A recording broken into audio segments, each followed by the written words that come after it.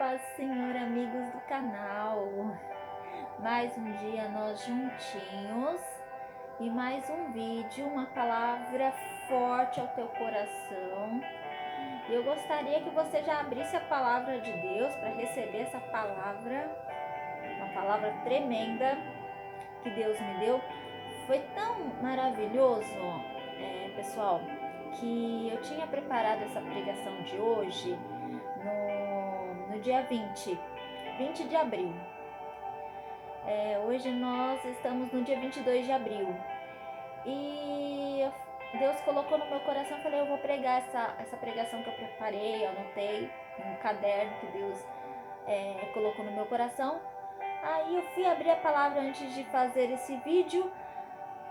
Deixa eu procurar minha palavra principal da pregação. Quando eu abri a palavra, caiu exatamente na palavra principal que eu tinha escrito no dia 20 no meu caderno de anotações de pregações. Foi tremendo. Então é Deus confirmando que é essa palavra mesmo que Ele quer falar ao seu coração. Amém? A palavra está no livro de Jeremias, o profeta Jeremias, no seu capítulo 33, no seu versículo 3, um versículo muito conhecido que eu amo. Eu amo essa palavra. Eu nem vou ler porque eu amo essa palavra, eu tenho guardada no meu coração. Diz assim, 33:3: Clama a mim e responder-te-ei, anunciar-te-ei coisas grandes e firmes que não sabes. Clama a mim e responder-te-ei, anunciar-te-ei coisas grandes e firmes que não sabes. Aleluias! Olha, em outras versões está assim, invoca-me e te responderei, e anunciar-te-ei coisas grandes e ocultas que não sabes. Olha que tremendo, né, essa palavra. Vamos orar? Pai Todo-Poderoso, Deus Altíssimo, nós estamos na Tua presença e desejamos ouvir a Tua palavra. O Senhor já confirmou em nossos corações que o Senhor quer transmitir uma mensagem por meio desta palavra. Então fala conosco, Pai. Fala, nós estamos com os ouvidos abertos para ouvir Tua voz, o coração aberto, Senhor. Então que essa palavra, Senhor, venha gerar transformação de vida, mudança de vida, Senhor. Que nós sejamos edificados, transformados por meio da pregação da Tua palavra, por meio da Tua presença, por meio da Tua voz. É que nós te pedimos e já te agradecemos em nome de Jesus. Amém, assim seja feito. Glórias a Deus. Amados, estou super animada, uma palavra super forte que Deus colocou no meu coração. E olha só, vocês conhecem a história do profeta Jeremias? Jeremias, ele é conhecido como profeta chorão, melancólico, um profeta melancólico. Por quê? Porque ele pregou numa época bem difícil, uma época que manifestou a ira de Deus contra o povo de Judá. Então Deus permitiu que Nabucodonosor, com seus exércitos, invadissem Judá, invadissem o templo de Jerusalém, destruísse o templo de Jerusalém, seus soldados invadissem com espadas, com armas e matassem muito, as cidades ficassem assoladas, as cidades ficassem vazias. E Deus permitiu isso porque seu povo estava pecando, transgredindo a sua lei.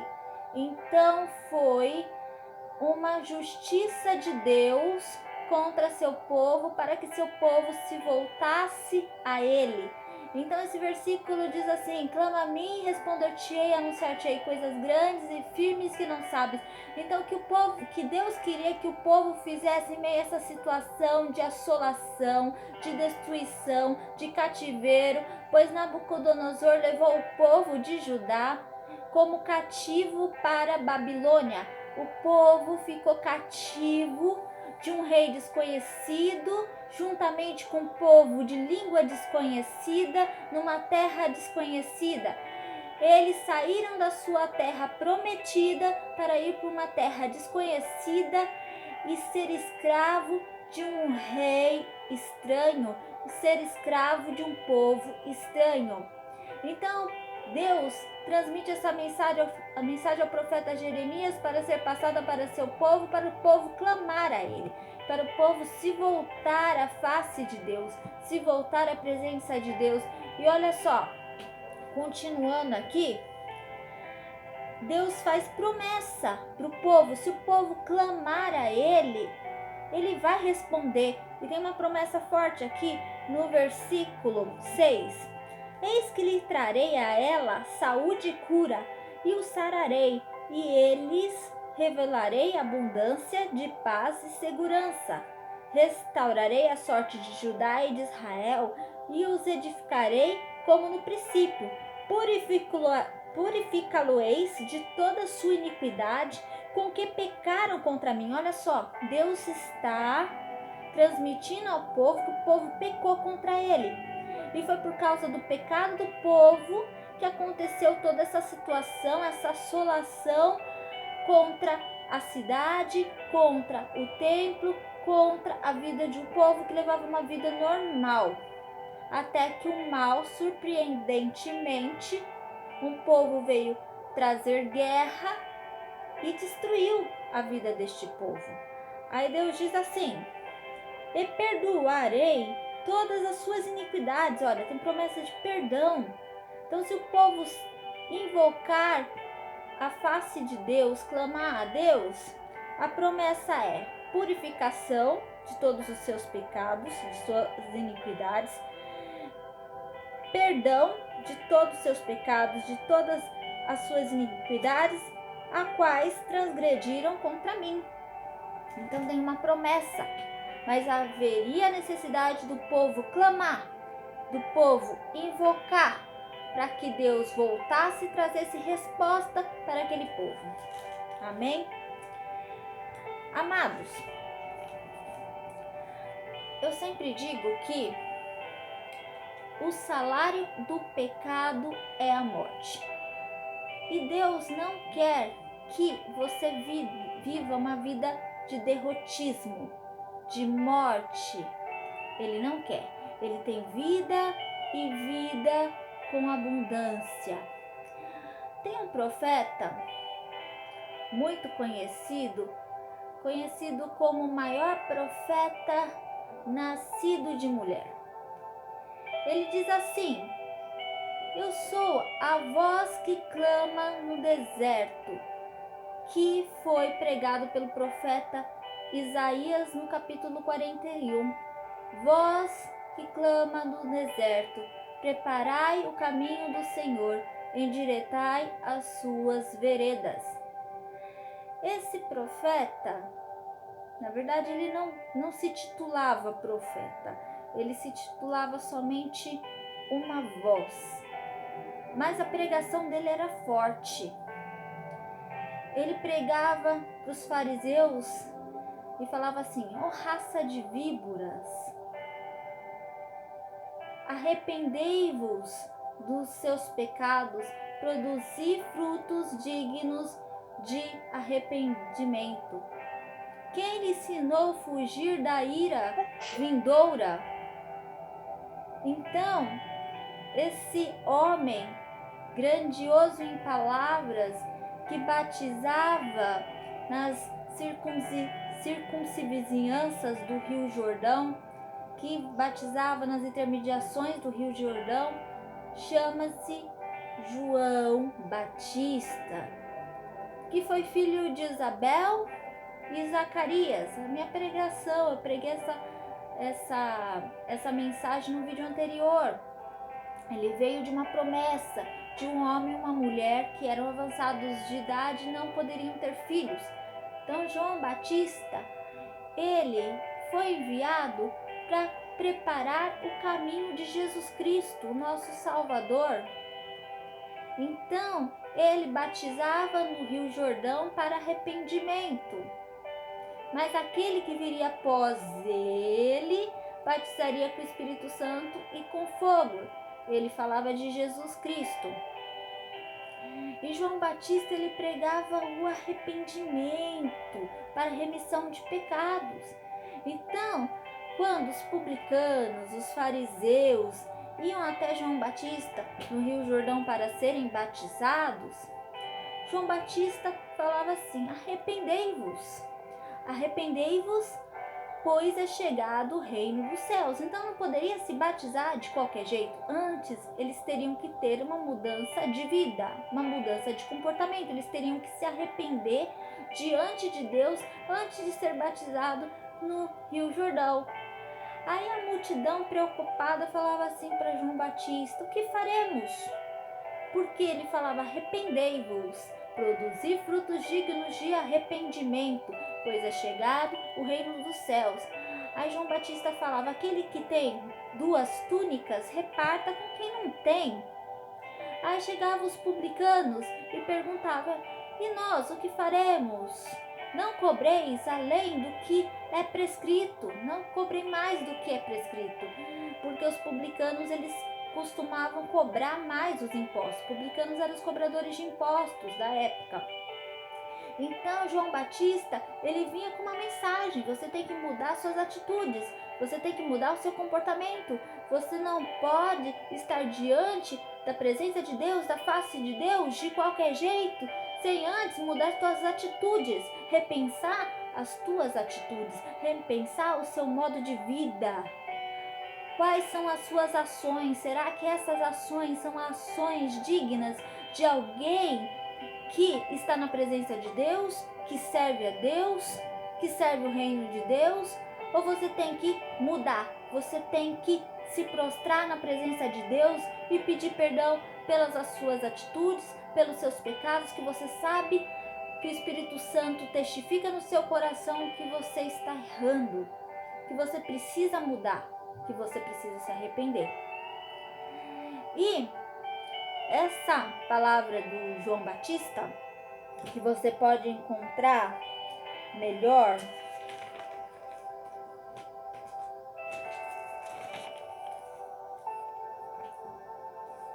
em Lucas no seu capítulo 1, a partir do capítulo 1 de Lucas, fala bastante de João Batista. Ele foi um homem, o maior profeta nascido de mulher, que pregou o arrependimento. Mas não somente João Batista, Jesus Cristo também pregou o arrependimento. No Evangelho segundo escreveu João, no seu capítulo 8, João, o discípulo que se autotitulava amado por Jesus, ele pregou o episódio que os fariseus da época levaram uma mulher que foi pega em adultério até Jesus, porque eles queriam provar Jesus. Eles queriam provar se Jesus seguiria o que dizia a lei de Moisés, ou se Jesus teria uma atitude de blasfema, de desobediência à palavra de Deus. Então, eu gostaria que vocês abrissem no Evangelho segundo escreveu João, no seu capítulo 8, para você verificar juntamente comigo na palavra que Jesus também pregava arrependimento, assim como João Batista. Já que nós estamos falando que Deus, para ele realizar um milagre, uma mudança, para sarar a terra, a vida de uma pessoa, ela precisa se arrepender, mudar de atitude, mudança de vida. Assim, ela chama a atenção de Deus através do seu clamor, como disse a palavra de Jeremias. Você precisa clamar, mas você precisa também mudar. A partir do momento que você se arrepende, o seu clamor ele sobe até os céus, Deus responde a sua oração, anuncia coisas grandes, sara a tua vida, sara a tua terra, sara as áreas da tua vida que estão doentes, amém? Olha só, no capítulo 8 do Evangelho segundo João, diz assim: a mulher adúltera. Jesus, entretanto, foi para o Monte das Oliveiras. De madrugada voltou novamente para o templo. Todo o povo ia ter com ele e assentado os ensinava. Os escribas e fariseus trouxeram à sua presença uma mulher surpreendida em adultério. E fazendo-a ficar em pé no meio de todos, disseram a Jesus: Mestre, esta mulher foi apanhada em flagrante adultério, e na lei nos mandou Moisés que tais mulheres sejam apedrejadas. Tu, pois, que dizes? Isto diziam eles estavam tentando Jesus para terem com que o acusar. Mas Jesus, inclinando-se, escrevia na terra com o dedo. Olha como Jesus é maravilhoso. Os fariseus tentando Jesus e Jesus na calma escrevendo na terra. Como insistissem na pergunta, Jesus se levantou e lhes disse: aquele que dentre vós, olha só, estiver sem pecado, seja o primeiro que lhe atire a pedra. Gente, é tremendo. Eles acusando aquela mulher que foi pega em adultério. Vocês verem que eles só levaram até Jesus a mulher. Cadê o homem? Né? Foi também tido em adultério junto com essa mulher. Não, foi somente a mulher. Aí, quando Jesus fala aquele que nunca pecou, que atire a primeira pedra, Jesus continua escrevendo ali na terra, os olhos fixos na terra, escrevendo com o dedo. Mas ouvindo eles esta resposta, acusados pela própria consciência, foram se retirando, um por um, a começar pelo mais velho, até os últimos, ficando só Jesus e a mulher no meio onde estava. Erguendo-se Jesus, e não vendo a ninguém, mais além da mulher, perguntou-lhe: Mulher, onde estão aqueles teus acusadores? Ninguém te condenou? Respondeu ela: Ninguém, Senhor. Então lhe disse Jesus: Nem eu tampouco te condeno, vai, não peque mais. Ó, que tremendo. Mulher, onde estão os teus acusadores? Ninguém te condenou?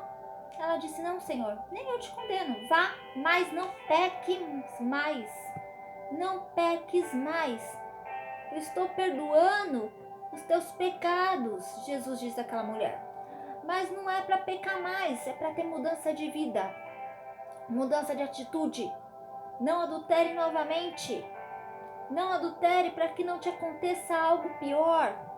Porque a pessoa, quando ela persiste no pecado, porque Deus é um Deus misericordioso. Deus é um Deus misericordioso. Mas nós não podemos abusar da misericórdia de Deus e persistir no erro. Porque tudo aquilo que semeamos, nós colheremos também. Então, se nós semeamos o erro através dos pecados, nós vamos colher aquilo que semeamos. Eu te mostro na palavra. Quer ver? O versículo que está essa palavra que é tremenda. Deixa eu achar aqui, irmãos. Gálatas, no seu capítulo 6, versículo 8. Eu tô com meu caderninho de pregação aqui, tá? A gente tem que sempre andar preparado. Todo sermão tem que ser escrito. E aqui é tudo ao vivo. Então, Gálatas, capítulo 6, versículo 8. Diz assim: Porque o que semeia para a sua própria carne, da carne colherá corrupção. Mas o que semeia para o Espírito colherá a vida eterna. Então não semeie coisas carnais, coisas que desagradam a Deus, coisas que você sabe que vai colher lá na frente. E eu vou esclarecer melhor por meio da palavra quais são a colheita errada que muitas vezes nós semeamos. Qual é a colheita errada? O que nós plantamos, que nós colhemos e que não é certo. O que nós plantamos, que nós colhemos, que não é certo, que traz morte para as nossas vidas, que traz prejuízos em diversas áreas das nossas vidas e que depois nós choramos, nós não sabemos por que nós estamos colhendo aquilo. Então eu vou te mostrar por meio da palavra de Deus o que muitas vezes nós semeamos e nós colhemos Isso traz morte espiritual. Amém? Então, olha só. Vamos acompanhar aqui. No versículo 7 diz assim, no capítulo 6 de Gálatas: Não vos enganeis de Deus, não se zomba, pois aquilo que o homem semear, isso também se fará.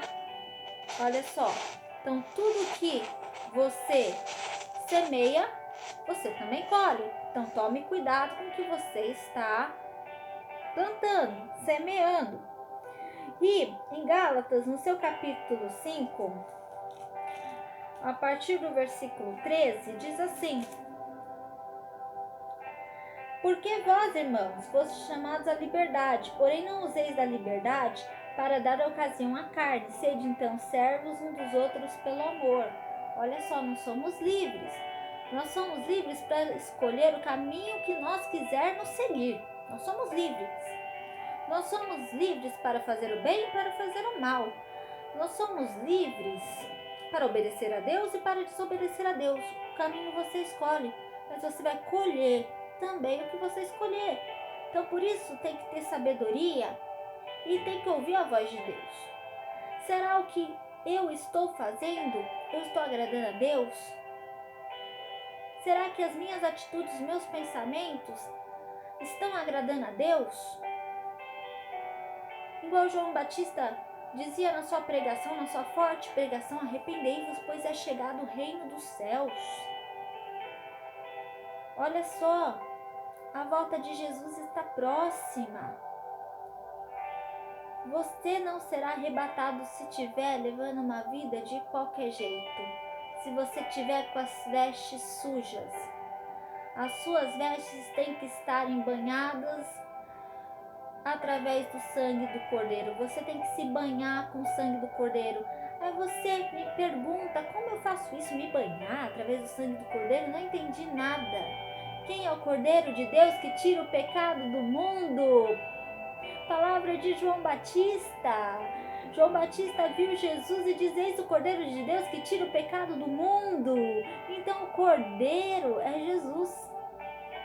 Eu tenho que lavar as minhas vestes através do sangue do Cordeiro. Como eu lavo minhas vestes através do sangue do Cordeiro? Você tem que se arrepender, você tem que se limpar com o sangue de Jesus, se prostrar na presença de Jesus. Só assim, você se prostrando, você se arrependendo, você confessando os teus erros e tendo mudança de vida, mudança de atitude, assim você estará com as suas vestes limpas e cumprir toda a justiça de Deus. Pois Jesus Cristo, ele foi até João Batista para ser batizado. E João Batista disse assim para Jesus: não, eu que tenho que ser batizado por ti, não te vir até a mim para ser batizado. Aí Jesus fala assim: João Batista, deixa, porque tem que ser cumprida toda a justiça de Deus.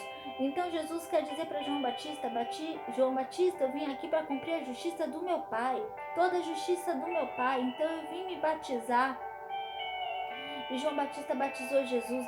Então, você primeiro tem que se arrepender dos seus pecados, mudança de vida e cumprir toda a justiça de Jesus, que é o batismo nas águas. Amém? E lutar, vencer as tentações, dia após dia, lutar contra a carne. Nós somos falhos, nós temos pecados. Quem diz que não tem pecado já pecou, porque todos nós temos pecados. O que faz o cristão, aquele que medita na palavra, aquele que se esforça para fazer a vontade de Deus, diferente daquele que vive de qualquer jeito, é o arrependimento genuíno, é a transformação de vida. É quando você reconhece os seus erros, que você pensou mal de uma pessoa, que você feriu uma pessoa por meio de palavras, que você trapaceou, que você bebeu, que você fumou, que você teve um pensamento adúltero, um pensamento carnal de orgia para com outra pessoa. Quando você reconhece os seus erros, os seus pecados e se prostra na presença de Deus e se lava através do sangue do Cordeiro, Deus, Ele vê o arrependimento de coração, porque Ele sonda os corações do homem, então Ele sonda que houve um arrependimento genuíno. E quando você clama, quando você está numa situação difícil e clama ao Senhor, Ele te responde. Por quê? Primeiro, Ele sondou teu coração, viu o momento que você se prostrou, que você se arrependeu genuinamente, que houve realmente um arrependimento, não é remorso não, porque remorso é assim. Olha a diferença de arrependimento e remorso. Arrependimento gera mudança. Você se arrepende, você não faz mais o que você fazia antes de errado. O remorso vem aquela dor, aquela tristeza, aquela angústia, mas no outro dia, ou passa uma semana, você está fazendo tudo de novo. Então isso é remorso. Arrependimento gera mudança, transformação de vida, de comportamento, de atitudes, de pensamentos. Remorso, você faz tudo de novo. Só vem o choro, a lágrima, a angústia, mas depois você volta a cometer tudo de novo. Amém? Em Gálatas diz assim, olha só, Gálatas 5,19, é tremenda essa palavra. Gálatas 5,19. Ora, olha só, para você saber quais são as obras da carne. O que é pecado? O que é pecado eu quero saber. Para eu reconhecer quando eu estiver fazendo algo de errado, que eu estou pecando contra Deus, que eu tenho que me arrepender. Olha só, Gálatas mostra o que é pecado. As obras da carne são conhecidas e são prostituição. Prostituição é uma. Eu vou falar de cada uma, que eu anotei aqui, ó. Cada uma eu estarei abordando.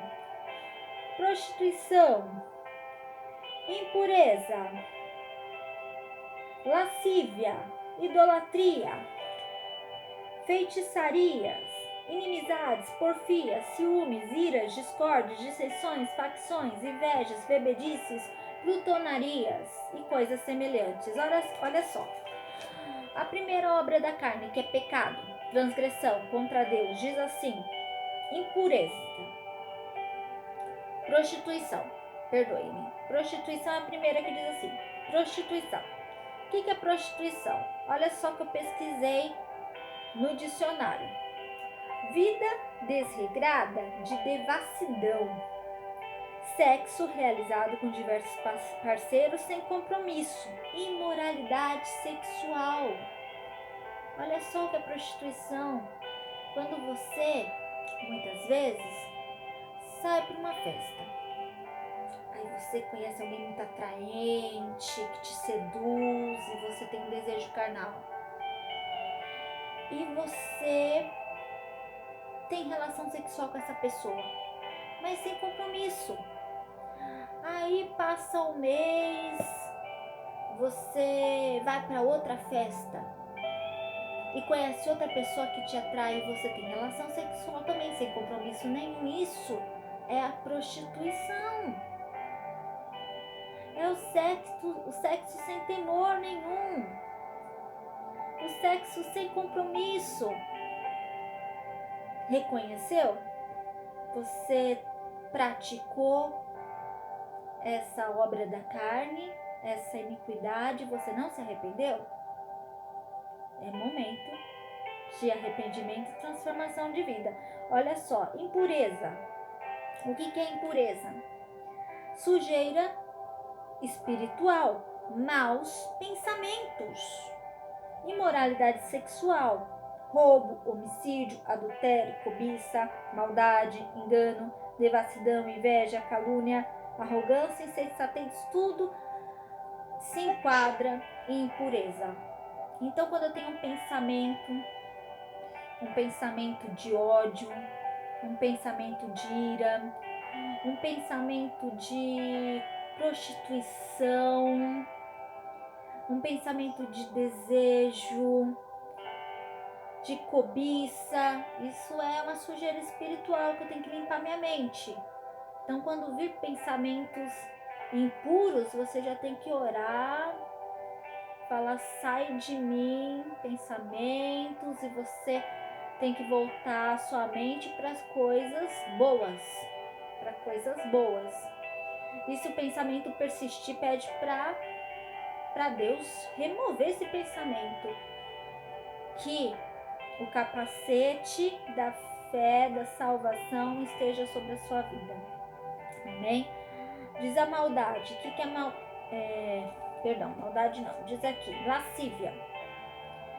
Lascívia. O que é lascívia? Propensão para a luxúria, sexualidade exagerada.